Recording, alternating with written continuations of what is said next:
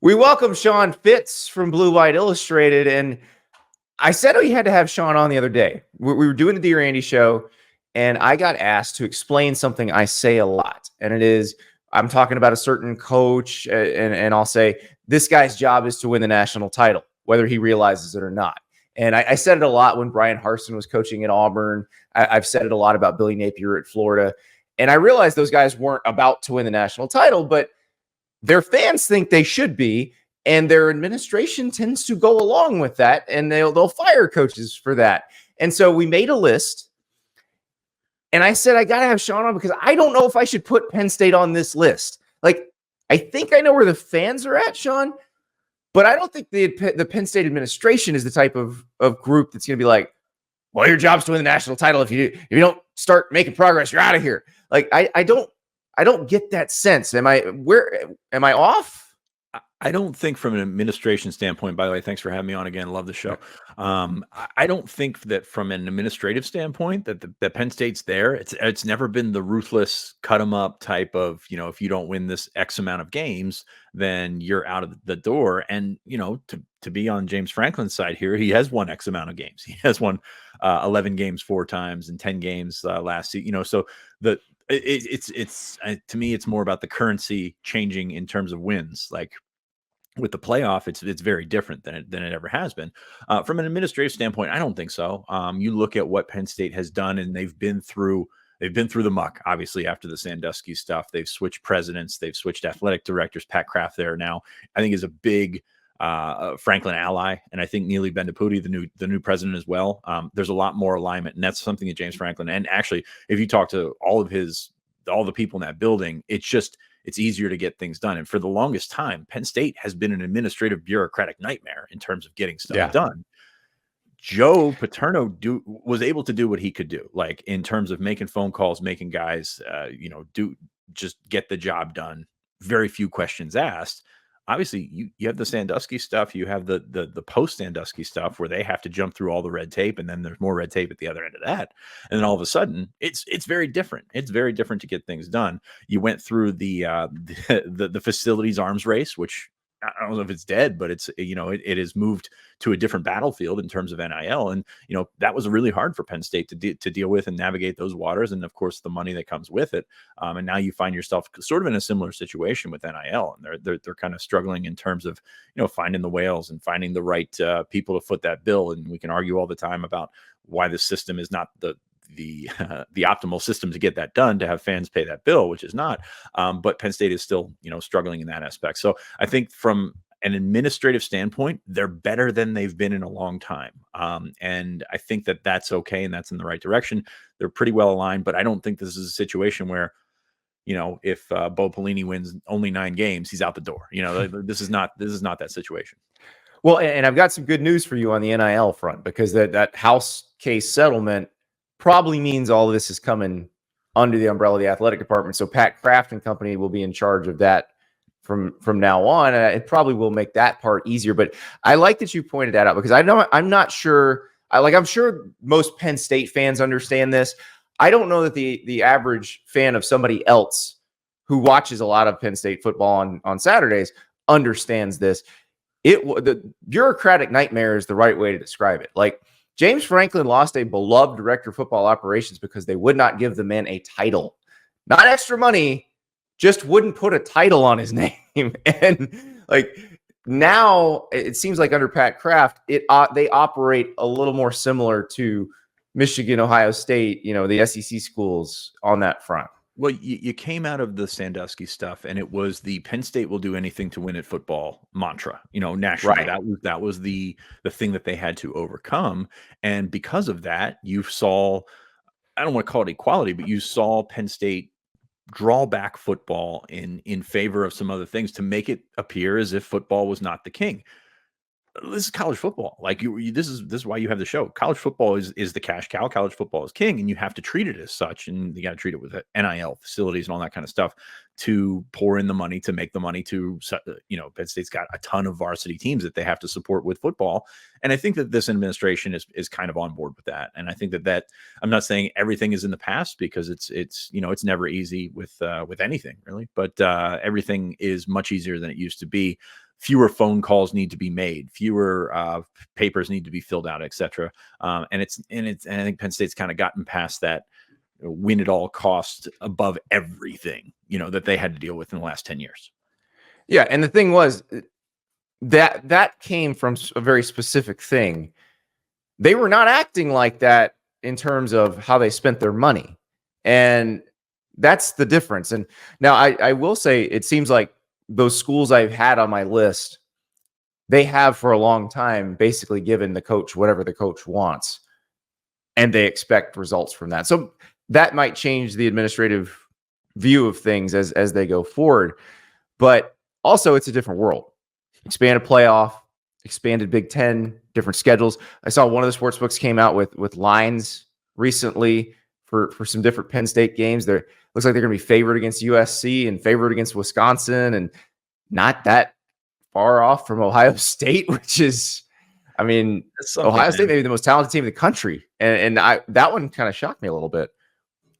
There's such a base here in terms of like, you feel like if you don't win double-digit games, it's a failure. But also, there's that you feel if you don't make the playoff and win 11 games, it's a failure. It's very, like I said, the currency of wins has changed so much, especially here, because I'm not saying it's never good enough, but like when you lose, like coming out of the Big Ten East, when you lose to Ohio State and you lose to Michigan, pretty much every year for the last several cycles, it's going to wear on people. And that's fans, that's coaches, that's administrations, that's players, and that's, recruiting is going to, not take a hit for it, but it's going to pop up. It's going to be apparent. So I think that's really what you're coming against is like, I liken it to Clark Griswold at the Grand Canyon. He gets there. There's beautiful, majestic, the Grand Canyon.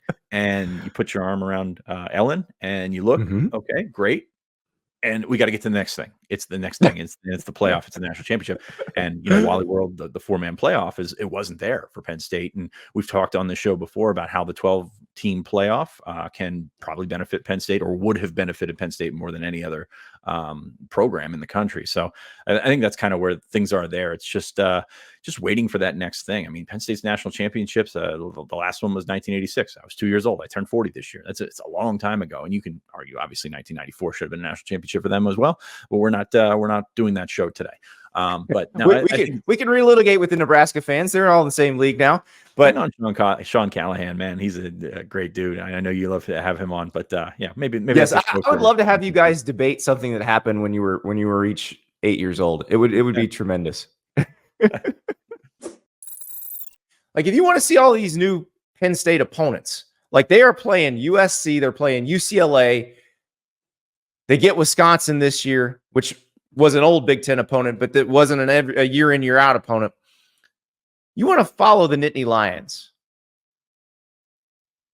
Use that code Staples on the Game Time app. Get $20 off your first purchase. You want to watch Colorado. Colorado opens with North Dakota State. Then they play Nebraska.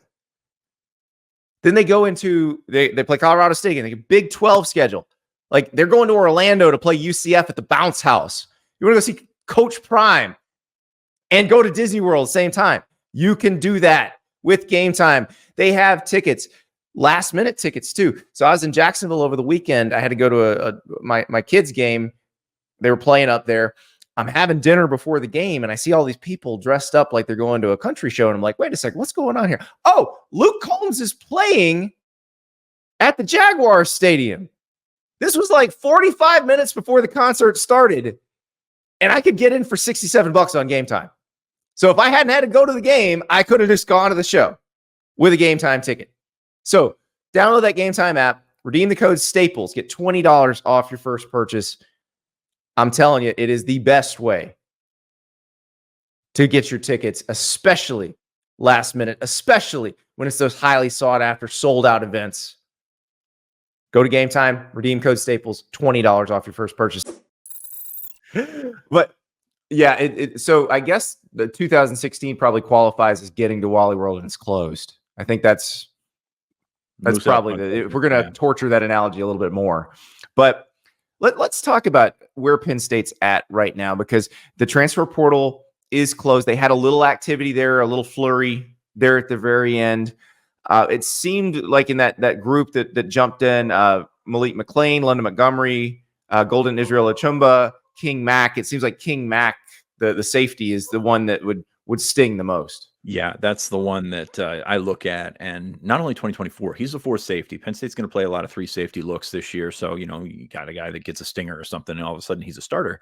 That one hurts because I think looking at the potential that he had to come in and not only play a role this year but also start in 2025. That one really hurts. He's an aggressive player. I think he's gonna, wherever he ends up, he's gonna be a player. Like, this is not one of those ones like we have this thing where a guy leaves and the previous sites, fans, message boards, whatever, says it's not a big deal. I think this one's a big deal for Penn State. They were not happy to lose King Mac. It's a tough one. He's a South Florida kid, so like we're in Central Pennsylvania here. It's a long way from South Florida, and things are different here. And from a football standpoint, it's going to hurt Penn State. It's going to be tough to sort of visualize like why that move was made, but I think you'll see him land in a good program and be a really good player. I think the people who really follow Penn State closely understand that, and I think when people see a guy who didn't play, you don't always understand how important that depth is, because it seems like that's where this era is hurting the good teams. Is it takes that depth away, where if somebody got hurt, that's the first person who would have been in. And like I look at Florida State's roster, and it is full of those guys from Georgia and Alabama, and like you wonder what's the injury for Georgia or Alabama that would really make that sting. And with Penn State, it's obvious. If they lose a safety, you go, oh, here's where King Mac would have been in. Malik McLean's an interesting one to me, because I remember his first spring at Florida State. I thought he's going to be the biggest impact guy in that class. Like, he's going to be awesome. He didn't really do much at Penn State and hadn't done much at Florida State. So he's moving on. The receiving core, the Keandre Lambert-Smith transfer, I do want to talk about that, because he was the leading receiver last year. He leaves after they get Julian Fleming in from Ohio State. How did that decision-making process go down? How much time we got? So Keandre has always been a case study here, like in terms of what we're looking at. Very physically talented. There's a lot that came along with it. As a number one receiver, kind of fizzled out during the end of the 2023 season. Just 3 catches in his last 4 games, I think it was, and that was tough. And then Penn State goes to the transfer portal, as we knew they would. Goes to the transfer portal, gets Julian Fleming. Fleming, I don't think he's a number 1 receiver at Penn State, but there's, it's kind of a shallow pool. Trey Wallace is going to be that guy. He's a really talented guy that just hasn't been able to be healthy.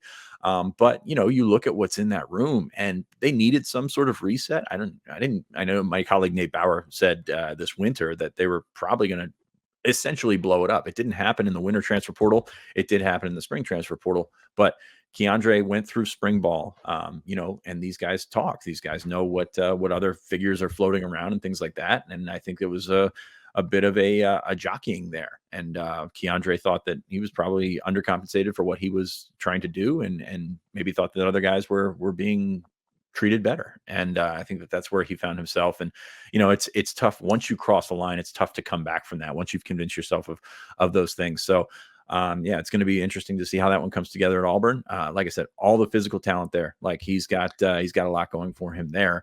It's just got to turn some things around in other areas, and we'll see what happens. I think a lot of us have felt like that at jobs, where you feel like you're at the place you've been for a while. Maybe you moved up the ladder there, and everybody kind of still views you as that guy who showed up, and then you have somebody else come in, they make a new hire, and it's like, oh wait, they're giving that guy all this, but I've been here doing this all along. And then you go to the other place and you get the recognition and the money, like, and I've had it such where you get the money you wanted, and it's like, okay, wait, now you better perform. Like, they are counting on you. They have made this investment. Like, you better perform. So yeah, I mean, he's going to have to do that at Auburn, because now that he's the new shiny object, and probably Julian Fleming was the new shiny object at Penn State. And it's amazing how, like, the dynamics of this are not any different from the dynamics of us at work. The difference is we're following it so closely. We have message boards. Right.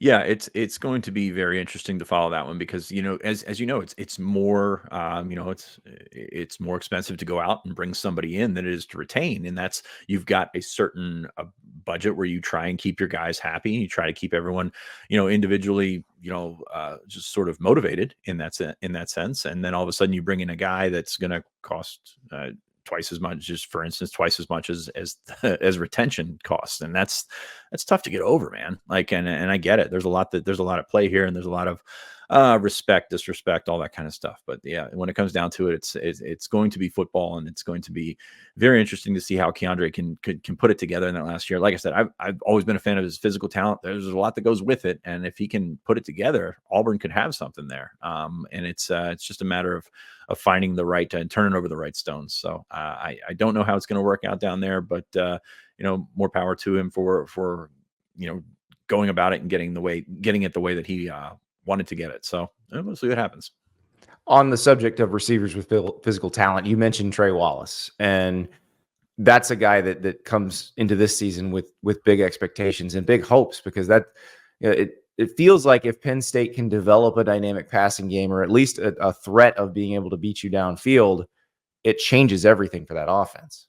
Yeah, the hope is that Andy Kotelnicki, the new offensive coordinator, can do more with less. He's done that at Kansas. He did that at Buffalo. So you've got plenty to work, plenty of track record to work with. But this is real football on the field. We're going to see what happens with that. You've got Trey Wallace, who I think is a really talented athlete, just does everything right except stay on the field. Like, he's been hurt a lot, and that's something that you can't overlook when you're talking about depth and consistency. And consistency has been the word for Penn State's receiver group, because they've gone through, I believe, 4 coaches in the last 6 years. It's not something that's just turning the corner right now. This is something that's been bubbling because of recruiting, because of development, because of everything that comes down at receiver. So you've got those guys. You've got Fleming. You've got Omari Evans, who's another talented, really, really fast kid that can work in there. Liam Clifford, Caden Saunders. So you've got pieces. It's very interesting to me how the dynamics of this room will work, because you brought in Julian Fleming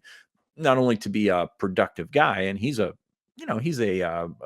what I would label a possession guy. Like, he played the 3rd or 4th receiver role at Ohio State and played it fairly well. But like, he's also going to teach your young guys how to work. And I think that's very important. That's the important thing in terms of Omari Evans, in terms of Caden Saunders, to develop these guys, is putting them in a mindset of how to develop them at Ohio State. And you don't want to say that out loud from a Penn State perspective, but that's the best room in the country over there.